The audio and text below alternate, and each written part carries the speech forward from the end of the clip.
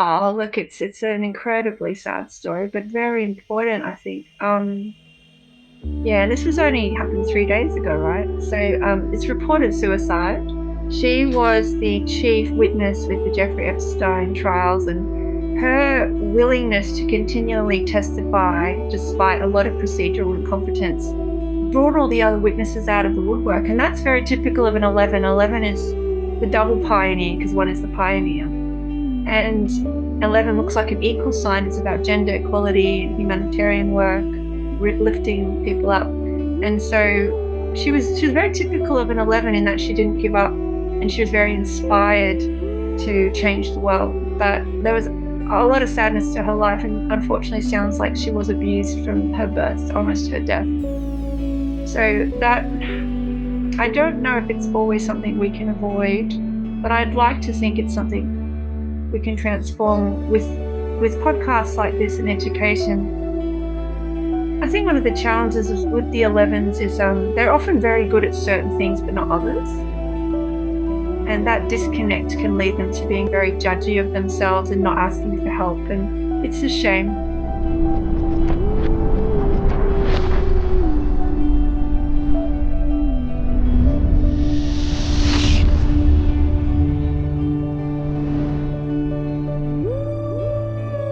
Welcome to the Numerology Show. My name's Hayden Crawford, and I'm thrilled to be launching this brand new podcast where we can dive deep into the world of numerology, helping you to decode your soul's journey so that you can understand what it is that you're here to do during these complex and transformative times. In this, the very first episode, we're going to be exploring the numerology of Virginia Giuffre, specifically her 3811 life path, and what it says for her soul's journey. Now, this isn't about making any allegations or assumptions.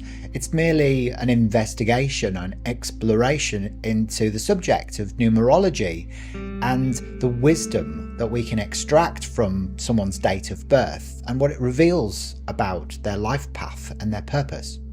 Numerology is so much more than just numbers. It's a tool that we can use to navigate life's mysteries and offers a deeper perspective on world events. So join us as we explore the powerful impact numerology can have on our own lives and the world around us. Let's dive in. Hello, and welcome to today's episode of the Numerology Show. I'm your host, Hayden Crawford, and I'm absolutely thrilled to beans to have somebody really incredibly special on the show, Sarah Yip, a world-renowned professional numerologist, a psychic and a teacher. Now, Sarah has helped thousands of people decode their soul contracts and step into the true power of their authentic purpose on the planet through the magic of numbers. Now, today we're diving into Sarah's journey with numerology, how numbers can guide us through life's biggest transitions, and also we'll be touching on a powerful tribute that she's made to Virginia Giuffre, a brave activist and spiritual messenger whose legacy continues to inspire us. So stay tuned. This is going to be a truly heartfelt and enlightening conversation. So welcome to you, Sarah. Thank you for joining me today on the show. Thanks so much, Hayden. My childhood nickname was Bean, so I was having a real giggle when you said that. I was like, a bit psychic, are we? There you go. Yeah, we Good always job. used That's to a say great start. thrilled to beans. I think that's what I was taught to say when I was growing up. It might have been something else, but I felt like saying it anyway. So yeah, ironic that it's connected to a childhood memory for you, which is great. Oh, Thank well, you so much. could you maybe first start today then by sharing with us how you first discovered numerology and what drew you into making it your life's work? Oh, thanks so much for this opportunity. I apologize in advance if I cough. I'm very sensitive at the moment. Literally, I met a numerologist.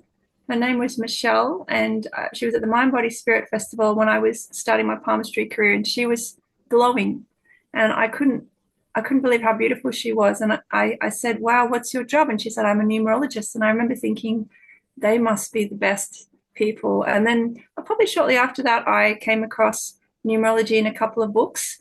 I was literally just in a discount bookstore and picked up a book and became obsessed. And then within a short time later, Dan Millman's book was given to me. I was literally standing in the relaxation center in Brisbane. Someone walked past me and saw me reading it, and he had met me before, and he said, you should have this book, and he paid for it, and I took it home. So it was very obvious that it was part of my past, but I resisted it heavily. I feel like it brings a lot of responsibility. But these days, I'm really glad that I followed the past because I see the benefits. I mean, I do just every day, really, isn't it? Yeah, absolutely. It's something that's not for the faint-hearted, because the information that you get, I think, from looking at somebody's birth chart and their name chart is very revealing. And once you see the truth, you can't go back from seeing it. So there is that whole sense of responsibility, isn't it? That we have to then take in order to fulfill our soul purpose and our destiny. Yeah, you've got to do your personal work very fast if you're in this field. There's no real time to just muck around. I mean, once you've got the date of birth, you can dial straight into the soul contract for this lifetime with all the timings and all the set energies. It's a superpower, and it's a weather forecast. And yeah, I think over time, some people have probably not used it really well, and some people have. And you've got to find your teachers, you've got to find your people, you've got to have reasons to stay accountable and fresh. Otherwise, I think it can get a bit much at times. People start to really rely on you, and you're only one person, right? That's right, you are. You're just one person, just trying to do the best that you can to survive. But you're actually known, aren't you, for your deep and intuitive approach. So how do you blend traditional numerology with your psychic abilities during the readings that you do for people? Having a science background, I was probably more book led to begin with, and I've got it. At one point, I did have a photographic memory, and that helped. So I was probably more academic at the beginning, and I never wanted to get it wrong. But over time, because my main training was in palmistry and meditation and counseling, it became obvious to me that I needed to fill in a lot of the gaps. Also, I wanted to be faster at my job. And so the psychic ability was always there. It's gotten stronger as I've had children and as I've sort of opened to it. But to me, it's just the most natural thing in the world. It's like having a left arm and a right arm and working with everything you've got. I think numerology without that level of compassion, empathy, and psychic ability can come across as a little clinical. And sometimes people feel categorized, and then you'll sense it straight away. They'll get quite resistant. They'll push back. Sometimes less is more, especially when you're starting with someone or someone who's had what I call like a fake reading, where someone says they can do numerology but they can't. And I think we have to tread very gently with this stuff because it can leave a permanent impact. It could be their only experience with numerology in their lifetime. So it's a very precious occupation, isn't it? Oh, 100%. It certainly is. It's something I think over time that develops your extra sensory perception. The more intuitive you can be with numerology, the better, because Yeah. ultimately people will be making decisions based around what you tell them, and you don't want to lead them up the garden path, you know, which Well, would not be. unless they want to go to the other sections of the garden, right? So, Sarah, you've worked with so many people from so many different walks of life. Are there certain life path numbers that are more drawn into numerology, and or there are certain life path numbers that are, going more through a spiritual awakening right now, do you think? Question. Obviously, you draw people to who you are receptive to. So I'm only, one person, but I get a lot of people with master numbers come in, and I think because of the complexity of their lives and soul contracts, it makes sense. And I'm also master number 11, so I find that they benefit hugely from numerology. I get a lot of sevens come in because I find they ask a lot of questions and they quickly realize that the answers are not always on Wikipedia. They seem to love it.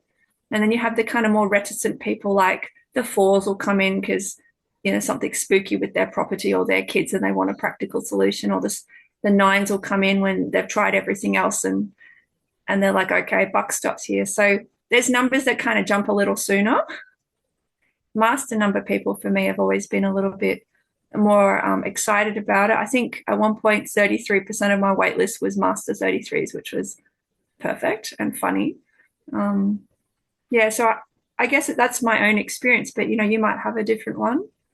So yeah, I think it probably varies a little from numerologist to numerologist, but I can only say that the people who are drawn to numerology, I think often have a past life connection with it, and often they can do it. And I always try to treat people as very powerful. When I'm working with them, I often say to myself, like, this person could have been my teacher, or I don't know. So, just stay really open-minded. Don't lecture them. That's hard sometimes, but I try. Yeah. Yeah, good for you. No, I think that's very a positive way to look at it. And I agree that, I think I tend to attract a lot of 2911s, the Oh, ones that, really? That's so yeah, that funny. go through the whole, the Olympic spiritual athlete role, where they are go through lots of separations or divorces, or they might have separation from family. A lot of the 2911s have, they want a swift evolution of soul in this lifetime. So they tend to be drawn towards working with me and really looking at the shadow aspects of self. Um, Yeah, it makes sense because with the nine, I feel like the nine quality is harder to master. The two energy, I feel like you could get that a little bit more from like therapists and stuff. But the nine, which is about having that global influence and really surrendering to the fact that to your own mortality, that's like a lived experience. So it makes sense that you would be able to help people with that.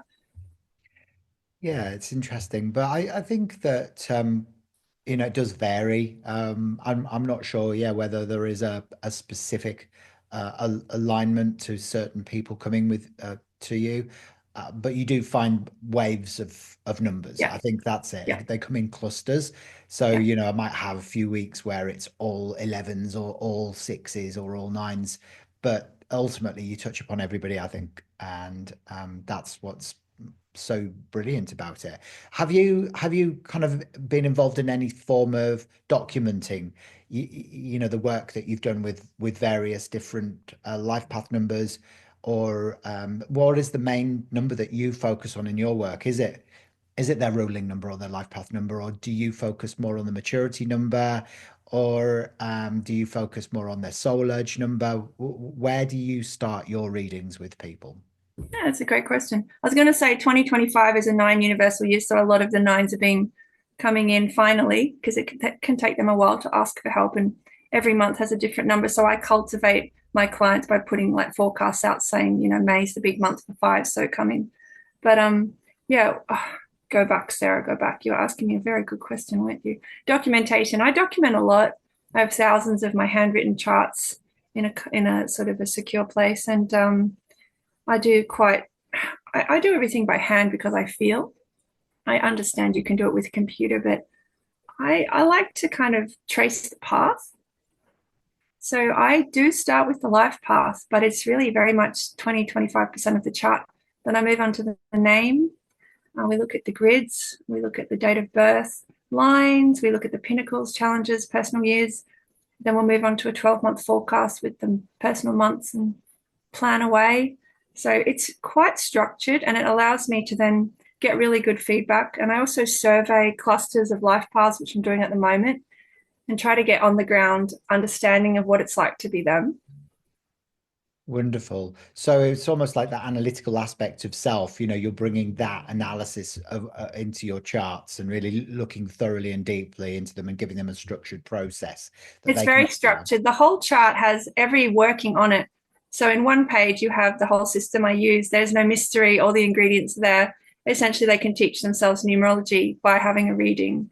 I like the idea of being able to pass that on because it takes away, I think, some of the fear factor of just being like, you're a nine, ta-da. Yeah, I off you want them pop. to know that there's levels and layers and exactly where it came from so that, for example, they can go home and do the workings themselves and see that I'm not blowing smoke up the proverbial. Mm, good for you. Good for you. That's wonderful. So do you specialize in Pythagorean numerology, or is it Chaldean or Egyptian, or do you blend a few different forms of numerology together? Pythagorean at the moment.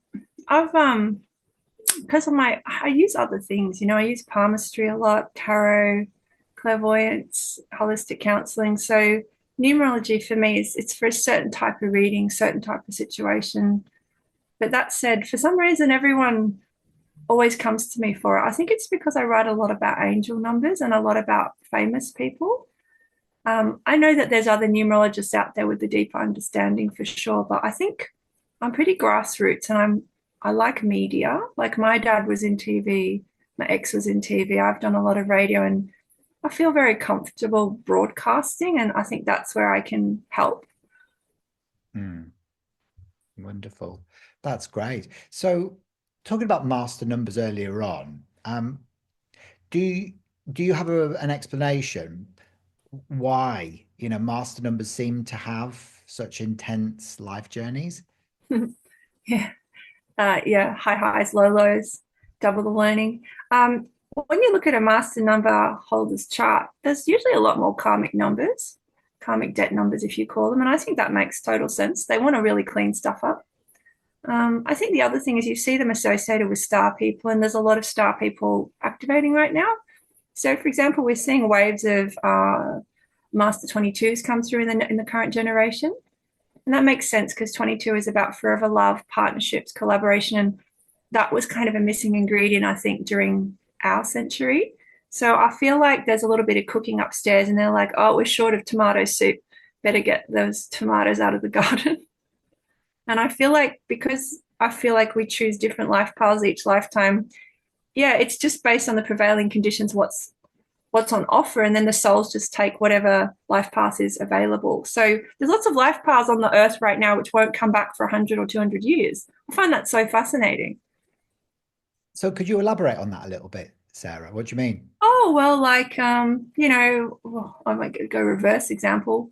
One of my sons is a pure nine, and there haven't been any of those for a very long time, if ever. So that's a whole new wave of types of people. And there's trends in life paths, is what I'm saying. In my generation, there was a lot of 2911s, a lot of 27 9s. And yeah, I feel like that makes sense because we needed until our 20s and 30s to really integrate the energies and get ready. But these new children are coming in with life paths peaking in primary school. And we're seeing they have such different needs, sensory, and even just they grow up almost instantly before your eyes, and they want to run businesses with their friends, and they are like barely out of nappies.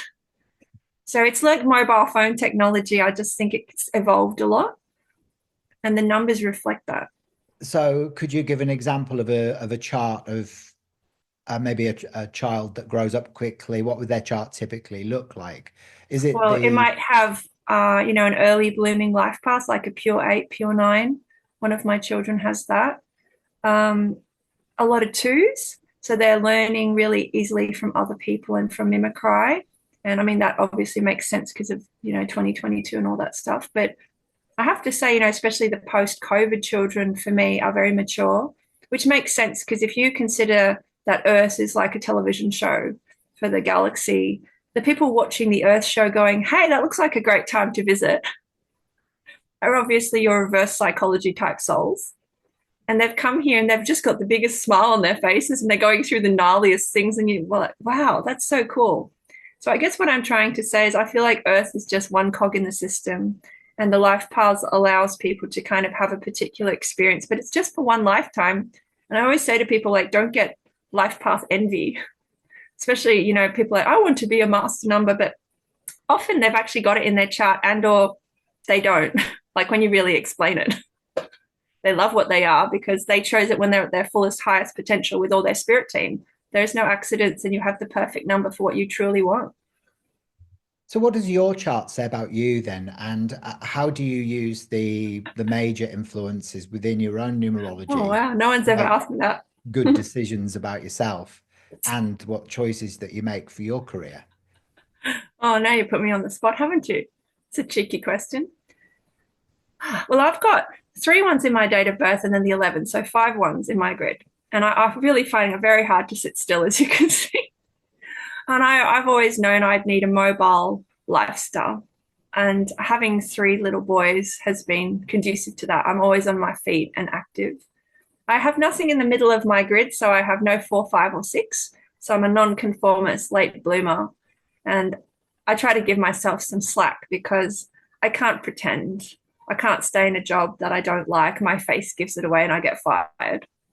I have the 789 line of intuition. So a lot of my power is in the invisible realm, which is super annoying, can I say? And it means if I don't meditate or I don't do energy work or I poo poo the spiritual, I'm lost. I'm crawling. So I try to use my chart as much as I can, but we all forget. And when I forget, I get a whole bunch of 2911s coming in going, I just don't know why I'm here. And I have to drill down and get back into integrity. So I'm always very mindful of the clients who come in because I know there's always a little bit of a alarm, there's always a bit of a wake up for me.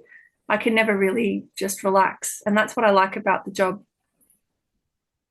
Interesting. Yeah, the 7, 8, and 9 is known as the arrow of activity, which often is a suppression of nervous energy. So it means that it's like your central nervous system's on steroids. I have a lot of lines on my palm. So it all correlates. And you see, for example, people with master numbers have a lot of double lines and certain fingerprints, and there's a lot of cool stuff like that. But yeah, I think that's the David Phillips analysis of the numbers. I've slightly renamed some of them. Like he has the line of frustration with no 4, 5, or 6, but because I have it, I called it the line of nonconformity. I love that. Well, Yeah. because those people often are very successful, but they have to fail really spectacularly first, Mm. or they have to let people down in a huge way for some reason. So it's a very like trial and error type of line. So do you follow Pythagorean numerology, to the T? Do you have you kind of really delved deeply into it, and does the maturity number, for example, does that play itself out as being a major influence within the charts that you look at as well, and how we're becoming more of that? Is that life path plus destiny? Mm. Yeah, that's one of the numbers I consider, especially in the 12-month forecast that I do. So when I do a 12-month forecast and we lay out all the personal months, we will look at which months correlate with life path, destiny number, soul urge, inner dream, pinnacle challenge, maturity. I don't place as much emphasis on day numbers, essence numbers, and a few other bits and bobs, but it's because usually just time. And I often just get the information from the client or from my psychic ability. But I try to stick to some traditional numerology because I want people to be able to take that home and keep learning. I think it's important not to break all the rules at once. Great. So for listeners that are curious about their numbers, but they feel a bit overwhelmed, like where would you recommend that they start? I'd obviously be a bit mischievous and say go to sarahyip.com and find your life path. Because there's those 3 or 4 different ways of calculating a life path, that's where people get lost in the system. Like I use add across, which is what Dan Millman uses, which is where we retain the vital age turning points. But you've also got add down, simplify and then add. And those are particularly important if you want to look for master numbers in the life path. So I reckon start with life paths. And I've made a lot of effort to compile information about famous people with the different life paths and what happened at their turning points. And I know for me, when I found out I was a 2911, and I realized a lot of life coaches like Bob Proctor, Tony Robbins, I straight away knew. I just knew that my desires were possible and that I really needed to leave my 9 to 5. I just knew. It was like a switch. So when you start to really look into the lives of the people with the same life path, it's probably the most powerful thing you could do at the start of your journey. And I'll listen to music by 2911s, sometimes just 11s, and there's just this precision to what they do. There's this depth, and it just gets me back. But if I'm not in that state of mind, I'll listen to anything. It's not like meant to be a cult. I agree with that. And it's interesting that you're a 2911. I didn't realize that actually. And now there's me saying that I tend to Aren't you attract, fabulous? yeah, 2911s. And it's true. It's like always go, oh my God, it's another 2911. It's another I can 29. spot them now because they have a certain look. And it is easy after a while to spot people with your own life path. It's like you can almost smell them. And the only challenge is sometimes I prematurely outed people, and that's been really un, unhelpful for them. I remember I sat next to a guy in a doctor's surgery, and for some reason, he had to call out his date of birth to the nurse. And I just look at him and I go, "Oh, you're 2911." And he's like, "No." I was like, "Okay, no, he doesn't want to be outed, Sarah." Shush, lady, shush. It's so true though. The 2911's always going to life coaching, spiritual teaching, or I have social got work. an entire article on 2911s and 3811s and all the things I did. It's probably my most favorite article because I put so much into it, and it's just bang on, boom, boom, boom, boom, boom. And a lot of the 2011s particularly have children at 34, 35. And it's just because my background is environmental science. So I had to study trees and animals, and you just don't question. You're like, it's a dog, it's a cat, it's a canary. But humans, because we've been deprived of this information, we're like, am I this? Am I that? So you're constantly stuck at the gate and you never get through to the luxury hotel. It's so frustrating for me to see that because it's like, what a waste of potential and what a disempowering way to live. And it's interesting that we're talking about the 11s because this kind of moves us on to Virginia Giuffre and her life path. She was a 38 She was. 11. And if for people that don't know who she is, could you just explain her journey and why you've recently written an article about her? Oh, look, it's an incredibly sad story, but very important, I think. Yeah, and this was only happened 3 days ago, right? So it's reported suicide. She was the chief witness with the Jeffrey Epstein trials, and her willingness to continually testify, despite a lot of procedural incompetence, brought all the other witnesses out of the woodwork. And that's very typical of an 11. 11 is the double pioneer because one is the pioneer. And 11 looks like an equal sign. It's about gender equality and humanitarian work, lifting people up. And so she was very typical of an 11 in that she didn't give up, and she was very inspired to change the world. But there was a lot of sadness to her life, and unfortunately sounds like she was abused from her birth to almost her death. So that, I don't know if it's always something we can avoid, but I'd like to think it's something we can transform with podcasts like this and education. I think one of the challenges with the 11s is they're often very good at certain things but not others, and that disconnect can lead them to being very judgy of themselves and not asking for help, and it's a shame. Yeah, I found personally working with 11s can be hard because I it's quite personal. And I actually find it easier to work with other life path numbers, to be honest. But when I do work with an 11, I allocate a bit of extra time, pack myself an extra sandwich, and off we go.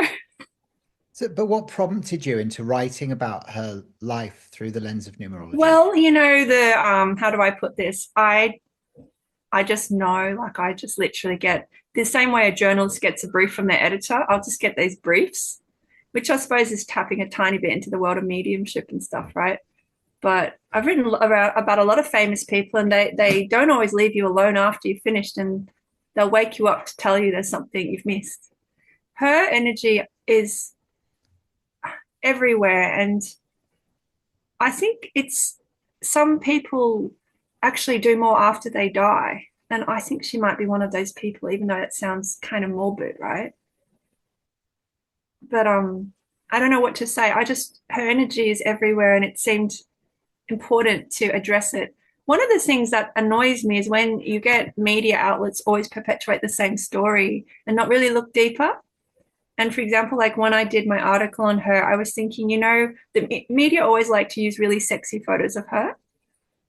And I went in and I was like, but what did she want to, how did she want to present? And so I went to her website and the photo that she uses as her profile as the founder of her charity. And I used that picture, and you never see anyone else use that.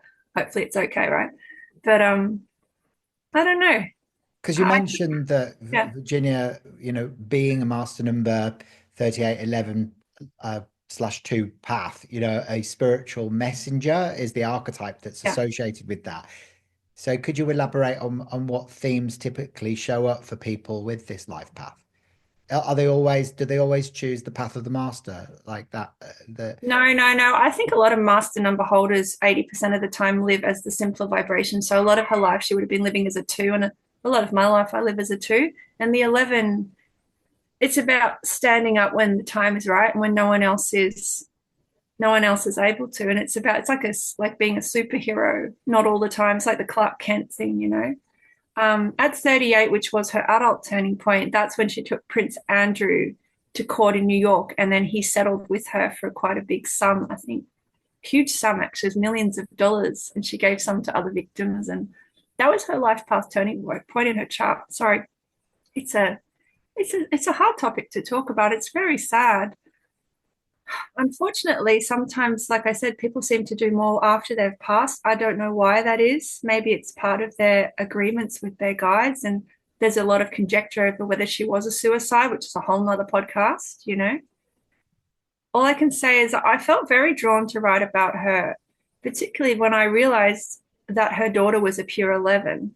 And what she said specifically was the day my daughter was born was the day I decided to speak up. And when I read that, I was like, I need to do something. Like I couldn't sleep. And I've had experiences with pure 11s, and I think they feel a lot more than most. And I remember one of them, I identified she was a pure 11, and then it was years ago. And then one day I met her in a crystal shop. She was working at a crystal shop, and she said, "Do you remember me?" And I said, "No, no."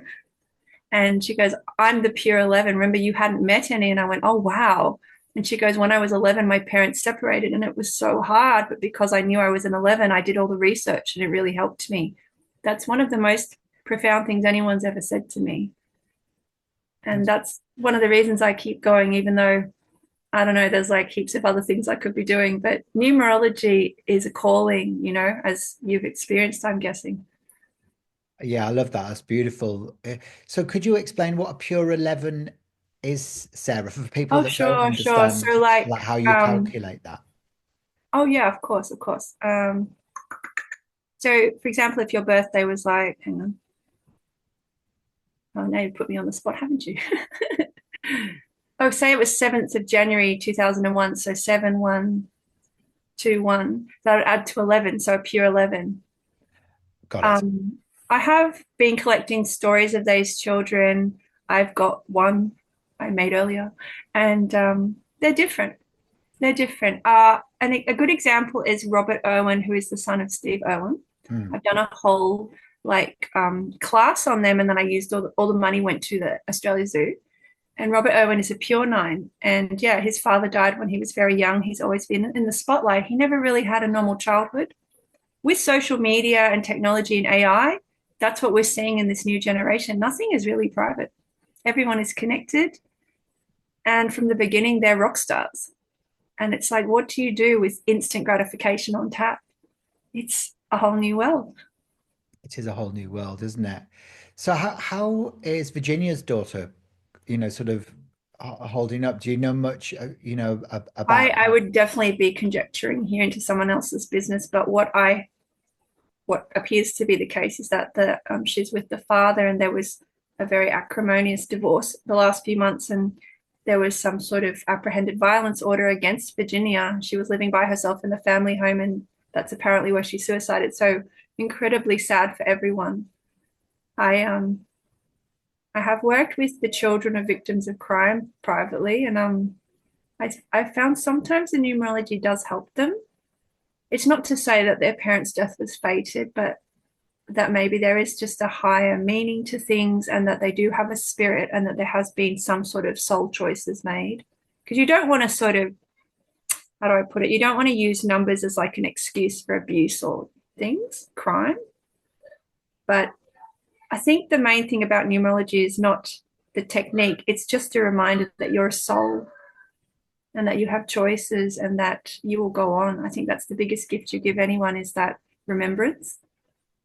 I love that. Yeah, 100%. It's very important to remember that, it's just an indicator of, a part of your journey and the influences that are, there to either support you or guide you in the best way possible. Now, you mentioned as well that Virginia, at the age of 38, there was a pivotal turning point for her. Can you explain the significance of these adult turning points in Well, numerology? that's another hot topic, isn't it?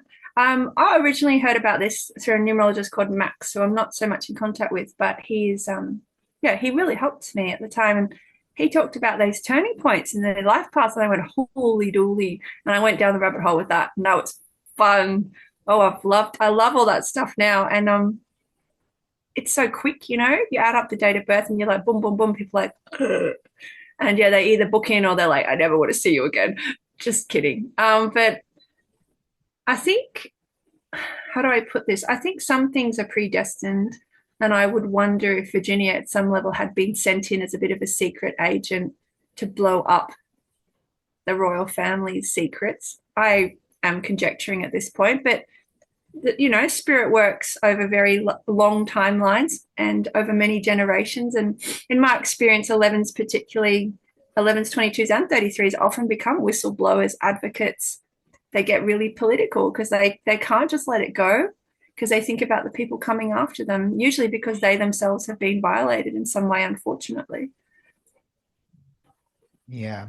And you said that Virginia's use of the blue butterfly symbol for her charity Yeah. is linked to the throat chakra healing, which is really interesting. And you've got that beautiful blue butterfly behind you. So how do you see the symbols and numbers and healing working hand in hand? I've been using this for years. I Ah, only found out about her work in the last couple of days. I didn't know that was her symbol, but it was another reason to write the article. Sorry, it's when I get a bit, affected, it does affect my throat. Just give me a second. it's interesting that we're talking about the throat chakra as well, and it's impacting how you're able to communicate. That's it's an interesting sort of synchronicity taking I place. am I'm a feeler and I do a lot of my work by hand because that's just how I learn and how I understand things. And I'll often feel like the people I'm reading for or how I'm writing about, and it's just another way of giving evidence, I suppose. But the blue butterfly turned up for me many years ago, and it was so profound. I was walking. Just give me a second, a bit of water. That's okay. Just take your time. Yeah, thanks. Appreciate you. I was walking in the bush, my favorite thing to do, and my partner at the time and I saw these two blue butterflies dancing. And I said out loud, I said, "Do you think there's a God?" And I remember my partner said, "I think so." And then the butterflies started to dance around us, and I went, "Oh, dude, that's that's serious." And then they went off, and I was walking, and I said, "I think there must be a God." And then the butterflies came back, and then I went, "Oh no, really?" And then I said, "Okay, your spirit, I need to take a photo of you." And they just sat there on that branch. And I remember I took about 40 takes because I was shaking. And this butterfly just sat there until I photographed it. And I just wandered off. And I've had so many experiences with animals like that, cats and dogs and kookaburras. And for me, that's the proof. And the blue butterfly, I wrote that as an article. And then the next morning woke up and there was this huge blue butterfly on my front door. I mean, and I walked out and it circled my body. So I've learned a lot of these things from my mentors. I've got a mentor called Caroline, another one called Vicky, and lots of good mentors and Dennis. And this is all stuff I've picked up along the way. But I think it would be remiss to only use numerology in a reading if you feel drawn to other things. It's important to let people know there's no right way to heaven or to paradise. And it's just the way you take. Numbers appeal to people who are more scientific or skeptical. Those people who might poo-poo ghosts or aromatherapy or things, they're the nuts you can crack with some good angel numbers and numerology readings. They're the ones who are like, I never thought I'd be into this, but I've just realized my turning point was blah. I'm like, yep, welcome. We knew we'd get you eventually. Oh, that's wonderful. Yeah, no, 100%. I think it's more tangible, isn't it? When you see the numbers. Business people, business people. I work with lots of property investors and developers, and numerology is wonderful for them because they respect numbers, they work with money, they're not afraid of mathematics. And those are the people numerology does wonders for, particularly, investors and business people and the more scientifically inclined. And my other people I'll use like palmistry and cards and things that they might find less confronting. Yeah. Just a quick side note, you mentioned before about the if someone's got lots of lines on their palms, then that often means what does that mean you're an old soul or something? Is that what you were Oh, that's referring that's to? a whole nother topic, isn't it? It Yeah, is, yeah. I'd the be old curious to soul. find out because I've always had lots and lots of I've got loads of lines on my palms and I've always wondered why. Well, those people think a lot, so it could be an old soul. It could be someone who's had to think a lot for many reasons, right? But I see a lot of simian lines on old souls. And one of my son, who's a pure nine, has two simian lines with just the one line across, which is intensity. So, skin texture. Skin texture is important. If you've got very soft skin, you'll have a lot more lines. Those people do very well from energetic work like what you're doing.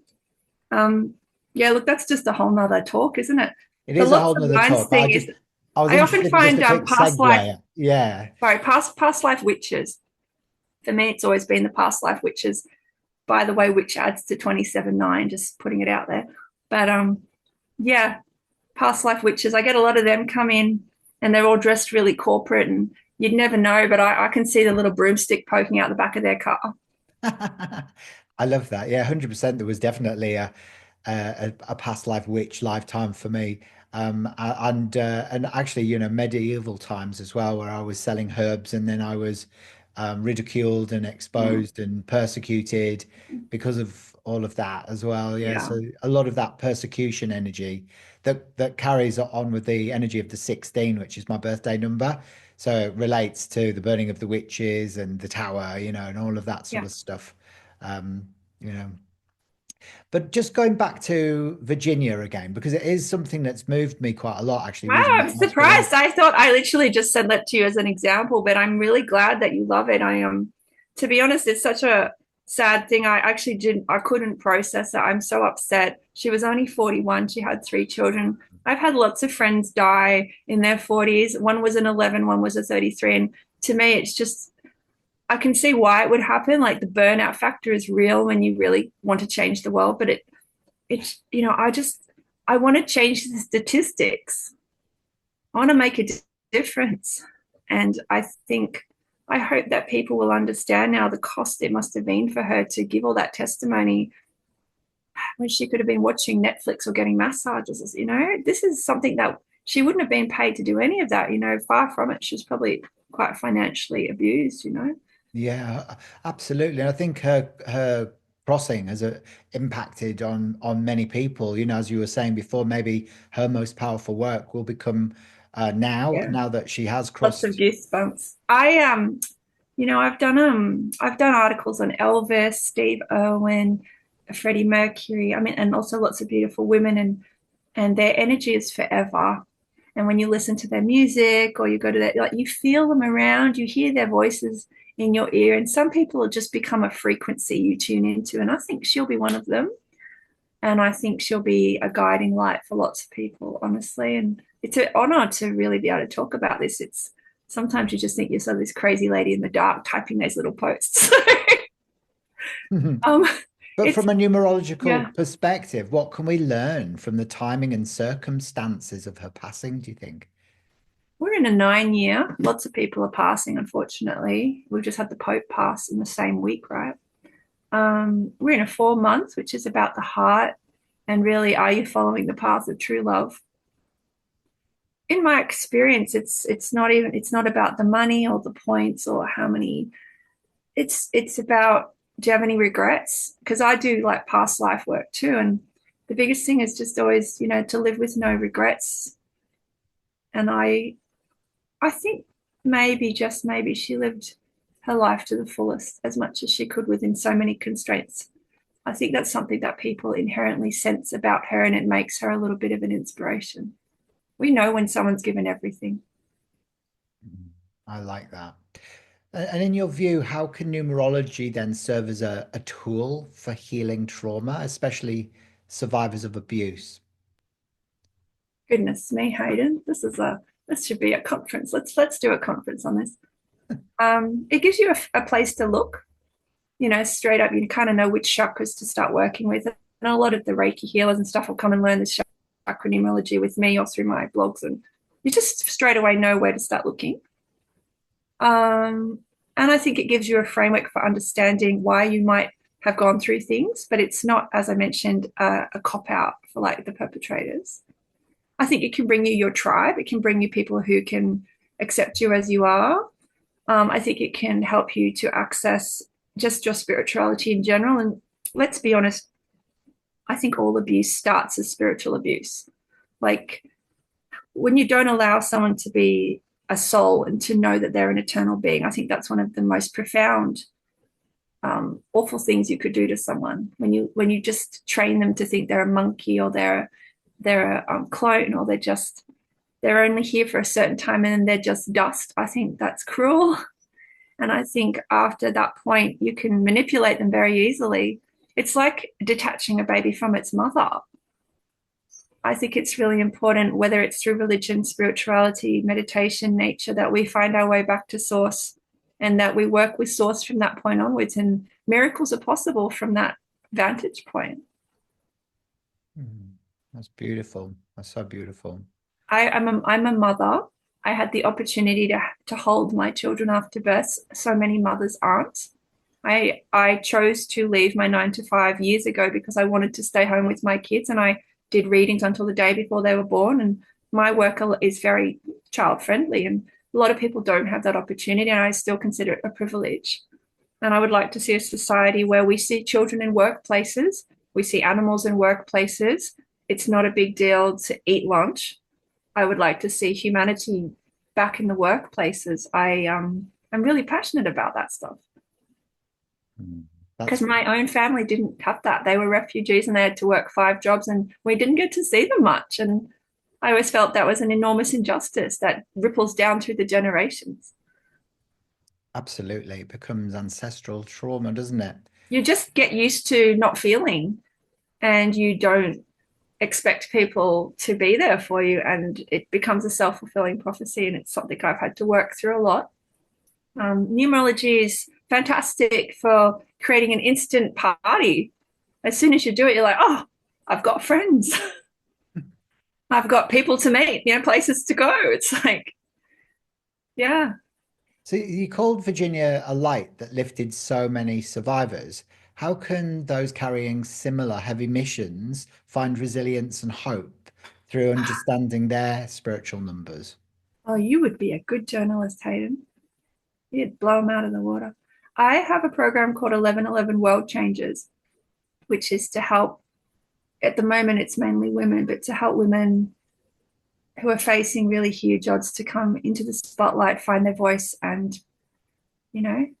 change the world. And a lot of those people have gone through some really sad things, and we use numerology, meditation, community to get them into the media.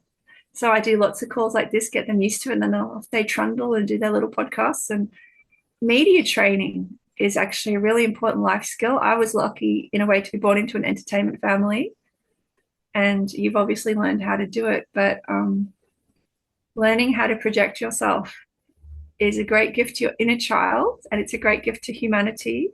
And it's practically free these days, right? It's amazing how far we've come with technology. It really is, yeah. I've actually got a media background myself. Oh, right, that would make sense then. I worked for the Mirror Group newspaper in London when I first graduated from my media degree, but I didn't work in it for very long because I didn't like it. I found it a little bit artificial, so I quickly packed my bags and traveled off to Australia as a really bad backpacker. You said that you came to Australia at your turning point of 27. That's it. Yeah. Lucky Australia. My first work experience was as a journalist in it was Girlfriend magazine, because I always wanted to work in women's magazines, and my first preference at uni was journalism, but my family was completely against it. And it's so funny because I've come full circle and now I get to hear all the gossip, and I feel really happy about that. I just love to know stuff. No particular reason. I just I just love to know what makes people tick. I never get bored.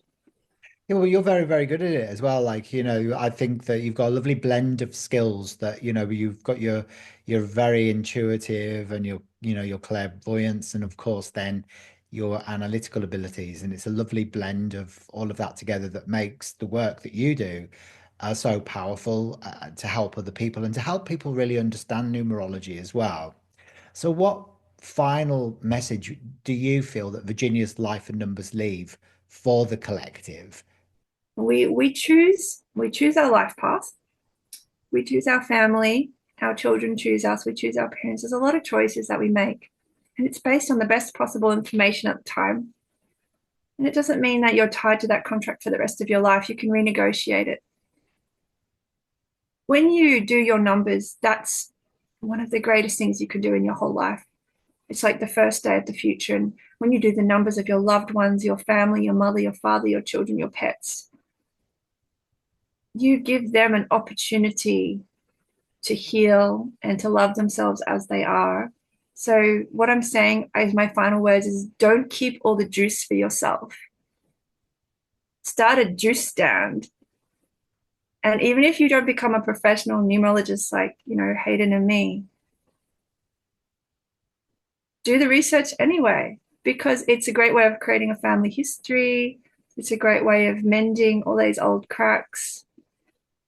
It's amazing, as I've done the numerology, which people have come back into my life. And numerology reaches far beyond the pain that a lot of us carry. It is literally like a parent's love, and they're just waiting for the day you send them a postcard and they write back immediately. So you only win when you do this kind of work. It's hard to believe when you've grown up in a capitalist society, which always taxes you. But this is like a win-win technology, and I highly recommend people jump into it straight away after this call. Yes, I totally agree. Well, Sarah, thank you so much once again for joining me today on the Numerology Show. I know that at certain points you have struggled to get your words out because I know you've got a bit of a tickly cough at the moment, and I know that it's never nice to try and sort of tackle that whilst you're trying to get really valuable information out. But you've done a really, really good job. So thank you so much for that. And I loved all of your insights today, not only on numerology, your soul purpose and healing, but also, those deep and profound insights into Virginia's life as well. So, to all of our listeners, where can people find you? And, how is it best for them to start embarking on a journey with you and the work that you do? I'll have to keep this short because my voice is, I think I've stretched the friendship today. So my website is sarahYip.com. My Facebook is The Numbers Queen. Instagram, SarahYip1111. Same on YouTube. Literally, throw a crystal rock and you'll find me. Google Sarah Yip and any spiritual topic and you'll find one of my 1,000 blogs. I've been around for about 18 years and I get bored easily. So I'm always, shooting off these posts. So enjoy the labyrinth. A lot of people actually say it should come with a disclaimer when they go to my site. They didn't realize they'd be up all night. I'm like, I'm letting you know now that you should get into your pajamas before you log on. I do it because I want to see parents and children forgive each other. And I do it because I want people to love who they are and their planet again. Instead of feeling like the world is against them, really understanding that the world has chosen them and they have chosen the world and it's a soulmate relationship. Well, what beautiful words of wisdom. Really, Thank that was you. lovely. Very, very well put. No, thanks so much. Well, you're a very good interviewer and you brought out somehow managed to get that cat out of the bag. So yeah, no, absolute honor to be able to talk to you. I think hopefully this is the start of something. And congratulations on all the other numerologists you've got on board. And yeah, really impressed by what you're doing, Hayden. Ah, thank you. Well, I mean, it's people like you that make this show possible. And I think, the message, really, the very clear message that I've been getting through doing lots of different episodes of this show is that how important it is for us numerologists to stick together to be able to create an even bigger awareness of this amazing subject, because everybody knows about astrology. Everybody always knows about, the esoteric subjects, like that are more mainstream, like tarot, but people don't fully even understand what numerology actually is. So by us exploring it together as a collective group of numerologists like this, there are no questions. And I think that, it's something that we can always use to get us back on track, especially, in the world today when everything's gone a bit chaotic. It's For like a sure. roadmap that you I want can to follow. just add something if that's okay. In my experience working with founders, politicians, people who command power and resource, they all know numerology. Yeah, and it's in their interest that not everybody else does. So I've always been very fired up about getting the others involved. And I think this grassroots activism that I've always done in the environmental and charity movement has come into this spiritual world where I can see that you literally just need a date of birth and you can do your own personal weather forecast. It saves you money, it saves you time, it saves you grief, but nobody knows how to do it because we've been told it's BS. So I hope that the people listening understand it's simple, it's free, and it's your birthright. And don't let anything hold you back anymore from speaking up and, like I said, becoming that juice stand. Well, remember that your life has a divine blueprint and you're never alone on this path. So until next time, keep trusting the signs and following your numbers. Please remember to subscribe as well and click the bell for future notifications so you never miss one of these videos. And leave a comment as well if it's inspired you. We'd really be interested to get your feedback. Keep shining your light into the world, guys. Thanks, Sarah. Bye for now.